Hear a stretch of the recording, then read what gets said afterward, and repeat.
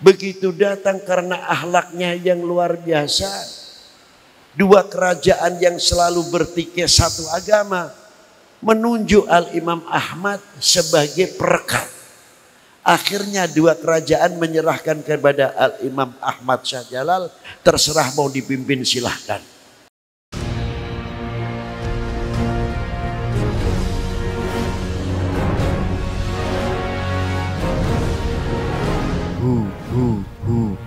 Allah.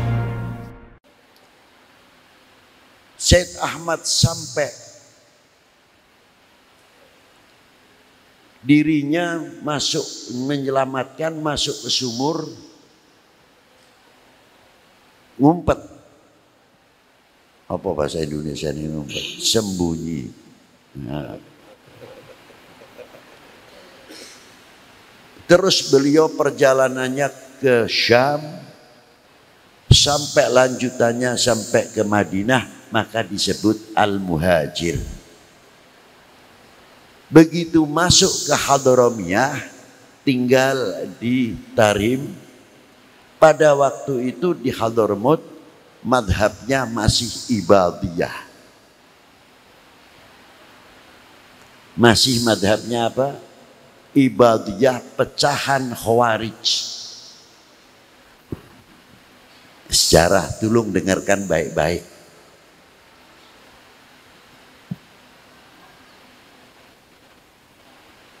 Bagaimana Al-Imam Ahmad masuk ke Hadramut? Beliau padahal sudah tingkatan mampu ijtihad sendiri.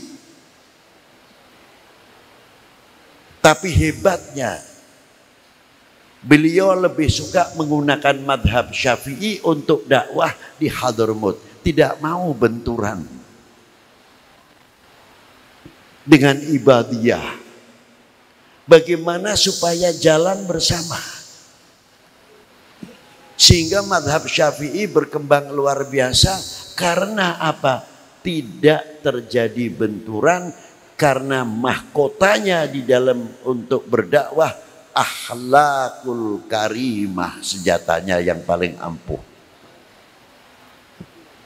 Mulutnya berakhlakul karimah, matanya berakhlakul karimah, telinganya mempunyai akhlakul karimah, hatinya tergores terukir dengan ukiran akhlakul karimah. Itulah yang menyebabkan dakwah Islam di Indonesia zaman itu berhasil. Itulah. Al-Imam Ahmad Al-Muhajir keturunannya Al-Imam Ubaidillah. Al-Imam Ubaidillah mempunyai anak Al-Imam Alwi, mempunyai anak Al-Imam Muhammad. Muhammad mempunyai anak Alwi. Alwi mempunyai anak Al-Imam Ali Khalid Qasam. Imam Ali Khalid Qasam mempunyai anak Al-Imam Muhammad Sahib Marbat. Syed Muhammad Sahib Marbat mempunyai anak 4, Abdullah, Ahmad, Ali, Alwi. Ali ayah Sayyidina Faqihil Muqaddam yang menurunkan bin Syah Abu Bakar, Al-Attas, Al-Sagaf, Al-Musawwa, Al-Idrus dan lain sebagainya, Al-Jufri, Al-Kaf, bin Yahya, Ba'bud, Basyaiban, semua dari Faqihil Muqaddam Muhammad bin Ali dan lainnya. Sedangkan Al-Imam Alwi Amal Faqih, kakaknya, mempunyai anak Al-Imam Amir Abdul Malik. Beliau inilah yang ke India, menikah dengan putri Nasr Abad, Wakilah Hyderabad, mempunyai anak Abdullah Udmat Khan, gelarnya Udmat Khan. Mempunyai anak luar biasa Imam Ahmad Syah Jalal. Beliau inilah yang pertama kali masuk ke daerah Vietnam, Kampuchea, Champa atau Cham. Pada waktu beliau masuk ke daerah tersebut masih ramai bertikai. Antar kedua kerajaan agamanya sama, kerajaan berbeda, baku hantam setiap tahun makan kurban. Terus datanglah Al-Imam Ahmad Syah Jalal. Begitu datang karena akhlaknya yang luar biasa, dua kerajaan yang selalu bertikai satu agama menunjuk Al-Imam Ahmad sebagai perekat. Akhirnya dua kerajaan menyerahkan kepada Al-Imam Ahmad Syah Jalal, terserah mau dipimpin silahkan. Dari akhlaknya. Keturunan Al-Imam Ahmad Syah Jalal, Al-Imam Jamaluddin Husain. Dari turunan Al-Imam Jamaluddin Husain ini bertebar. Karena Imam Jamaluddin Husain ketika setelah belajar menempuh ilmu yang luar biasa, pertemuan di Pasai dengan ulama-ulama yang disebut Al-Maghribi masuk ke Indonesia sekitar 2 kapal berjumlah 90 orang yang diteruskan oleh Al-Imam Ibrahim Asmorokondi, Ismalik Ibrahim, yang datang ulama bersama beliau lebih dari 300 ulama. Jadi jangan heran kalau Al-Maghribi kuburannya banyak. Karena yang datang bukan 100 orang, sampai 300-400 ulama Al-Maghribi dikenal dari barat, artinya timur tengah. Itu hebatnya. Beb, kok di sana ada Maulana Maghribi? Ya iya, yang di sana ya Maulana Maghribi. Apa di situ petilasan itu tongkatnya mungkin? Ada yang pendapat jubahnya. Masa ulama mengajarkan ziarah kepada tongkat? Ya tidak mungkin. Disinilah para beliau tumbuh luar biasa, ulama-ulama di daerah Sumatera sampai daerah Kalimantan sampai daerah Sulawesi dan lainnya, di fak-fak di Papua. Hebatnya pada waktu itu kalau kita katakan masih asing. Artinya WNI, AWNA, warga negara asing, masih lahiran Kamboja, Champa. Tapi hebatnya para beliau begitu masuk ke wilayah langsung bisa nasionalisasi pribadinya, langsung melebur jadi pribumi. Tanggung jawab daerah wilayah yang ditempatinya dihantam oleh Portugis. Pertempuran para ulama pada waktu itu untuk membela Pasai, Aceh sampai ke Malaka. Luar biasa. Para beliau ikut andil besar. Itu hebatnya. Jadi merasa memiliki benar.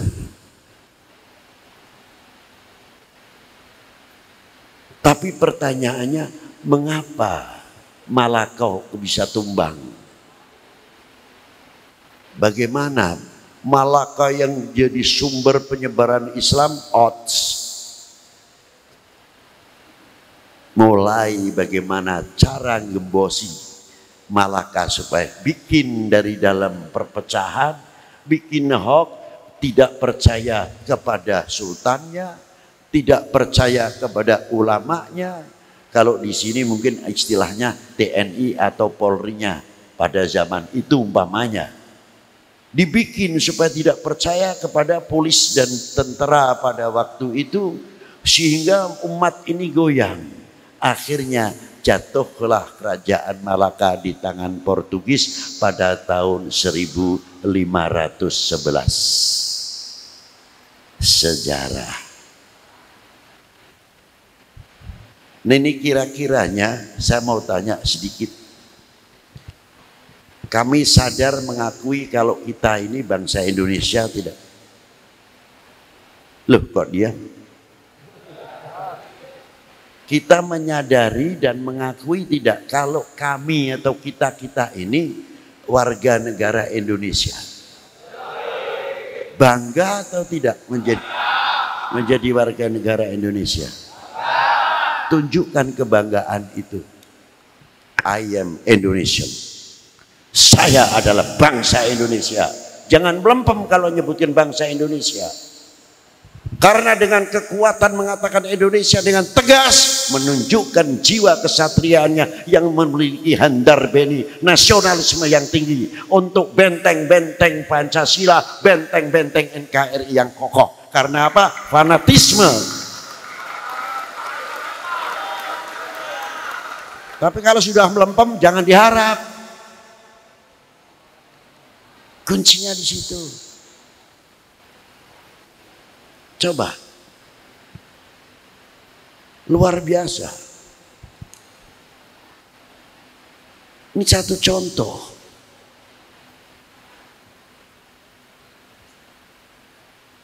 Ini peringatan yang luar biasa jatuhnya Sultan Mansur Mahmud Shah di Malaka.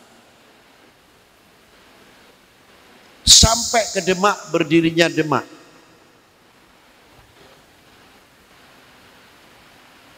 Zaman Sultan Abdul Fattah, Adipati Yunus, Sekar Sedolepen, Sultan Trenggono, tapi habis itu selesailah rebutan kursi di antara anak cucunya sehingga Demak tidak berbekas tinggal masjidnya. Padahal itu kebanggaan kita. Contoh untuk kita semuanya. Tinggal saya bertanya, Habib Lutfi, wahai bangsaku yang kubanggakan, relakah negerimu terpecah belah? Pastinya tidak. Tapi apa buktinya tidak?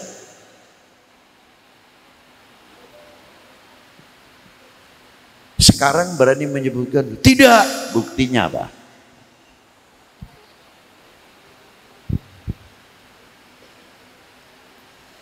Karena kita mengenal sejarah, sejarah itu yang membentengi mata kita. Tutur kata kita, apalagi dihiasi dengan kalimat tauhid. Bukan label. Tapi maktub fi qulubina. Ala bidzikrillahi tatmainnul qulub. Hati yang bercahaya dengan kalimat tauhid.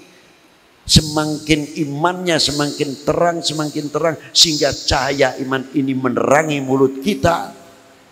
Tata tutur kata kita mencerminkan orang yang patut dijadikan teladan karena kalimah per kalimah menunjukkan orang yang mahabbatillah wa mahabbati Rasulillah sallallahu alaihi wasallam.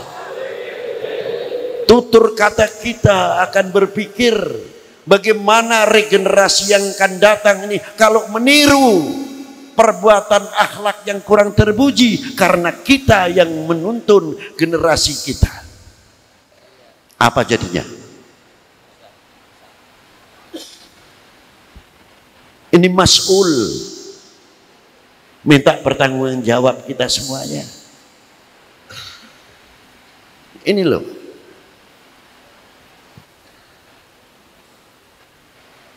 Kalimat tauhid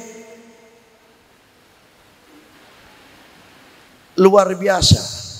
Kalau sudah percaya di mulut kita, di mata kita selalu tidak akan mencari aibnya orang, kesalahan orang. Modal paling utama membuka aibnya orang itu yang mudah dijual. Apakah demikian generasi kita yang akan datang akan mencontoh atau kita menyentuh kepada regenerasi?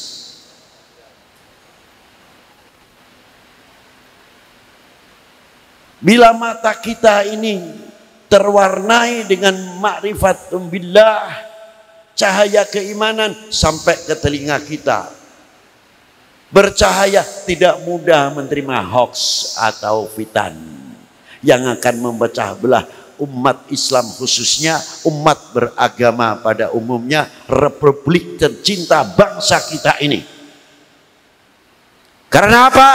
Telinganya mempunyai filter dengan keimanan kita, mahabbah kita, cinta kita kepada Allah wa Rasulih, cinta kita kepada tanah air ini.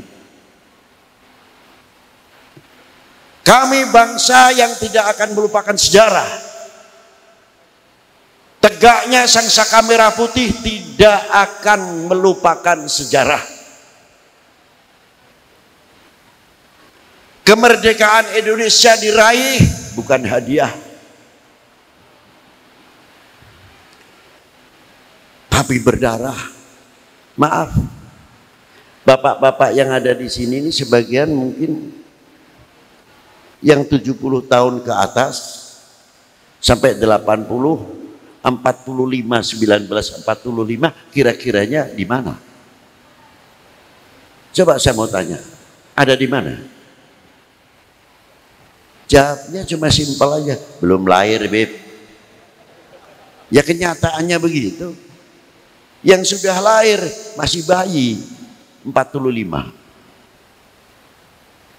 47, Beb, belum lahir. Padahal pada waktu itu 47 sekutu masuk lagi dengan membawa Belandanya untuk menjajah Indonesia. Siapa yang berani mengumbarkan resolusi jihad? Illa diantaranya Mbah Hasyim Asy'ari. Mempunyai kontribusi terhadap bangsa ini dan republik ini dengan resolusi jihadnya. Kalian sama kita ada di mana? Ada di mana? Belum lahir ya? Ingat mestinya. 49, 51, 55 di mana? 65 saya masih kecil, Beb. Nah, baru 65 baru jawab. Saya masih kecil, masih umur sekian. Sampai 70. Sejarah kita kemana kalau sudah hilang ini? Generasi kita yang akan datang karena kepaten obor cek Sunda mah keparmen obor. Badi dikemanakan sejarah eta? Ini bahasa Inggris mana ini? Itu satu contoh. Luar biasa Mbah Hasyim perjuangannya.